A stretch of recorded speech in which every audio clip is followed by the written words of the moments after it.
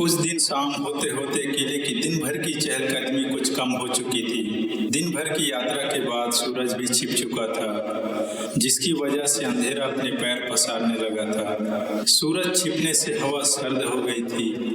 इस तरह के खुशनुमा मौसम में जैबुन्निसा पलंग पर बैठी अपनी डायरी में कुछ लिख रही थी, क्योंकि उस समय उसके कमरे में किसी के आने का खतरा नहीं था।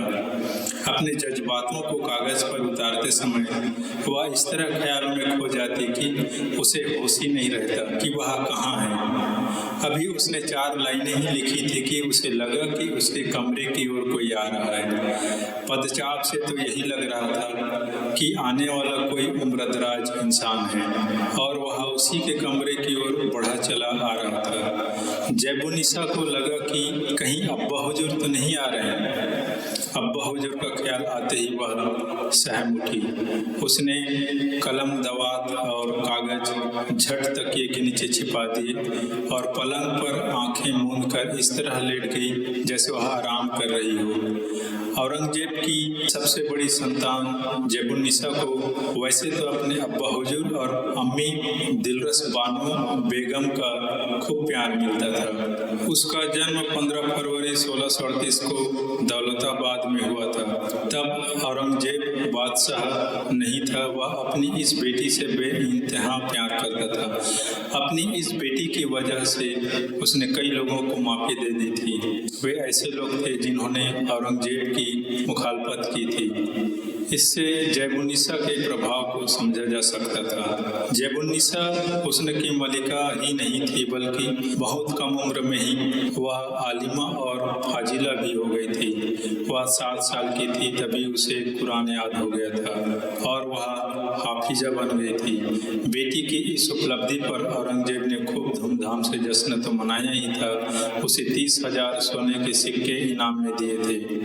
यही नहीं, उसने कुरान सिखाने वाले उस्ताद को भी 30,000 सोने के सिक्के इनाम दिए थे। उस दिन सार्वजनिक अवकाश भी घोषित कर दिया गया था। इसके बाद जैबुन्निसा ने फारस के विद्वान सईद अशरफ मंजधरानी से दर्शन, गणित, खगोल शास्त्र, इतिहास और साहित्य की पढ़ाई की थी। अशरफ एक फारसी कवि थे। काफी कम उम्र में ही जैबुन्निसा ने अपने महल की लाइब्रेरी को खंगाल डाला था। औरंगजेब उसे 4 लाख अशरफियाँ खर्च करने के लिए देता था। इन पैसों से उसने ग्रंथों का आम भाषा में अनुवाद कराना शुरू कर दिया था। जैबुन्निसा काफी सादगी से रहती थी, इसलिए अपनी इस बुद्धिमान बेटी से औरंगजेब को काफी लगाव था। औरंगजेब उसकी पढ़ाई में रुचि देखकर बाहर से किताबें मंगवाने लगा था। जैबुन्निसा 14 साल की थी तभी शेरो शायरी लिखने लगी थी। कहा जाता है कि उस समय उसके पास बहुत बढ़िया लाइब्रेरी थी। दरबार के पढ़े लिखे लोगों से उसके संबंध थे। इसमें कई कवि और साहित्यकार भी शामिल थे। शेरो शायरी और कविताएं लिखने के अलावा जैबुन्निसा को संगीत में भी रुचि थी। उस समय उसकी गिनती एक बेहतरीन गायिकाओं में होती थी।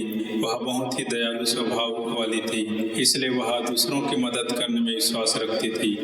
वक्त के साथ जैबुन्निसा एक बेहतरीन शायरा होकर उभरी। फिर तो उसे मुशायरों में भी बुलाया जाने लगा। सख्त मिजाज और कट्टर औरंगजेब को यह सब बिल्कुल पसंद नहीं था, इसलिए जैबुन्निसा अब्बा हुजूर से छिपकर मुशायरों में जाने लगी थी। इसमें उसका सहयोग करते थे औरंगजेब के दरबारी कवि। जैबुन्निसा शेर व शायरी फारसी में लिखती थी। यह उसके अब्बा हुजूर को पसंद नहीं था, इसलिए वह अपने नाम से ना लिखकर नाम बदलकर मक्फी नाम से लिखा करती थी। लंबे कद की हिरनी जैसी चाल वाली जैबुन्निसा को कविताओं के साथ फैशन की भी गहरी समझ थी। आमतौर पर वह बहुत सादगी से रहती थी, पर जब वह मुशायरों में जाती थी तो बिल्कुल अलग ही ढंग से तैयार होकर जाती थी। तब वह एकदम सफेद कपड़े पहनती थी और उस पर सफेद मोतियों वाला माला डाला करती थी। मोतियों के अलावा वह कोई अन्य रत्न शरीर पर नहीं डालती थी। कहा जाता है कि जैबुन्निसा ने एक खास तरह की कुर्ती का डिजाइन खुद तैयार किया था, जो तुर्क तुर्कमान में पहनी जाने वाली कुर्ती से काफी मिलती जुलती थी। उसे अन्याया कुर्ती कहा जाता था। एक बार जब उन्निसा किसी मुशायरे में बुंदेलखंड गई थी तो उसकी नज़र वहाँ के महाराजा छत्रसाल पर पड़ी। छत्रसाल की वीरता के बारे में उसने पहले ही बहुत कुछ सुन रखा था। 4 मई 1649 को पैदा हुए महाराजा छत्रसाल बुंदेला का एक महाप्रतापी राजपूत योद्धा था। उसने मुगल बादशाह औरंगजेब को हराकर बुंदेलखंड में अपने स्वतंत्र बुंदेला राज्य की स्थापना की थी। जब उन्निसा की नज़र मुशायरे में आए महाराजा छत्रसाल पर पड़ी तो वह उसे देखते ही रह गई। वह उसे देखते ही नहीं रह गई बल्कि उस वीर योद्धा की कदकाठी और खूबसूरती पर उनका दिल आ गया। वह अपने दिल की बात सीधे महाराजा से कह नहीं सकती थी, इसलिए उसने उसे एक खत लिखा था। महाराजा का कोई जवाब आता उसके पहले ही ना जाने कैसे इस बात की जानकारी औरंगजेब को हो गई थी। जो आदमी हिंदुओं से इतनी नफरत करता रहा हो और जो हिंदू होने के अलावा उसका दुश्मन रहा हो, उससे उसकी बेटी प्यार करे, भला वह कैसे बर्दाश्त करता। महाराजा छत्रसाल बुंदेला से औरंगजेब की कट्टर दुश्मनी थी। धर्म के मामले में भी वह बेहद कट्टर था, इसलिए उसे यह कतई मंजूर नहीं था कि उसके परिवार का कोई सदस्य किसी हिंदू राजा से संबंध रखे। लिहाजा औरंगजेब ने बेटी को खूब फटकारा था और साफ शब्दों में कहा था कि अब वह उसका नाम लेने की कौन कहे, उसके बारे में सोचेगी भी नहीं। इस तरह जब उन्निसा को अपने पहले प्यार को भुलाना पड़ा, उसके लिए यह आसान नहीं था, पर उसने अपना ध्यान शेर शायरी और कविताओं में लगाया। जब उन्निसा का विवाह बचपन में ही उसके ताया के बेटे सुलेमान शिकोह से तय कर दिया गया था, लेकिन सुलेमान की हत्या हो जाने से उसका विवाह उसके साथ नहीं हो सका था। बेटी का मन इधर उधर न भटके इसलिए औरंगजेब उसे अपने साथ दरबार में बैठाने लगा था।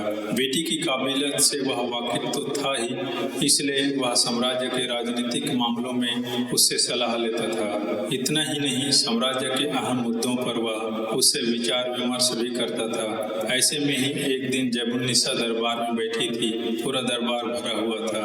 औरंगजेब उस भरे दरबार में मराठा सरदार छत्रपति शिवाजी का इंतजार कर रहा था। थोड़ी देर में जयसिंह का बेटा राम सिंह शिवाजी को लेकर दरबार में पहुंचा तो दरबार में सन्नाटा पसर गया। सभी की नजरें शिवाजी पर टिक गई थी, क्योंकि यह वह शख्स था जिसने मुगल साम्राज्य का विरोध किया था, मुगल बादशाह औरंगजेब को चुनौती दी थी। इस मुलाकात में औरंगजेब ने शिवाजी को एक निश्चित दूरी तक ही आगे बढ़ने का आदेश दिया। अपने तय स्थान पर पहुंचकर शिवाजी ने बादशाह को 30,000 असरफियां नजराना देने के साथ 3 बार झुककर सलाम किया। यह पहली बार हुआ था जब शिवाजी ने किसी अन्य धर्म के बादशाह को सलाम किया था। जयसिंह ने शिवाजी से कहा था कि दरबार में उन्हें पूरा सम्मान मिलेगा, उन्हें वहां ऊंचे ओहदे वालों के बीच बैठाया जाएगा। पर मुलाकात के बाद शिवाजी को निम्न ओहदे वालों के बीच बैठाया गया, जिससे शिवाजी ने खुद को अपमानित महसूस किया।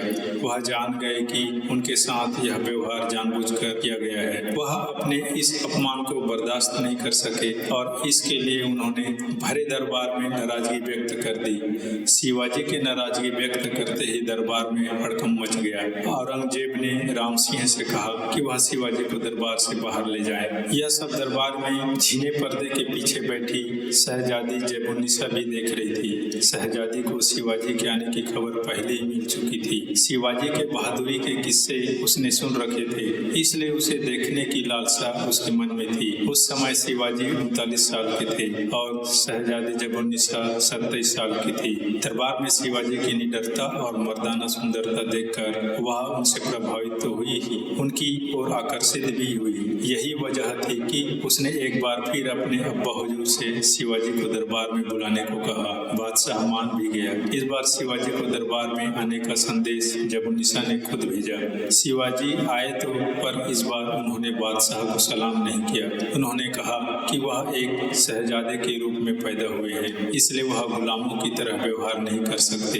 इतना कहकर शिवाजी ने बादशाह के सिंहासन की ओर पीठ कर ली। यह बात औरंगजेब को बहुत ही नागवार गुजरी। वह कोई क्रूर आदेश देने ही वाला था कि शिवाजी ने कहा, मैं अपने आत्मसम्मान और मर्यादा के साथ कोई समझौता नहीं कर सकता, भले ही मेरी जान क्यों न चली जाए। औरंगजेब का चेहरा गुस्सा से तमतमा उठा। उसने अपने सिपाह सालार दौलत खान को आदेश दिया, शिवाजी को कैद करके नजरबंद कर दो, इन पर सख्त पहरा बिठा दो। शिवाजी को नजरबंद कर दिया गया। उनकी कोठरी के सामने सख्त पहरा था। इसके बावजूद वह औरंगजेब के सिपाह सालारों को चकमा देकर फरार हो गए। कहा जाता है कि शिवाजी को फरार होने में जबुन्निसा ने मदद की थी। औरंगजेब को भी जबुन्निसा पर शक था। यह भी कहा जाता है कि शहजादी ने शिवाजी के सामने प्रेम प्रस्ताव भी रखा था, लेकिन शिवाजी ने साफ इनकार कर दिया था। इस तरह शहजादी का यह दूसरा प्यार भी असफल हो गया था। प्यार में दूसरी बार असफल होने के बाद शहजादी जबुन्निसा फिर से पूरी तरह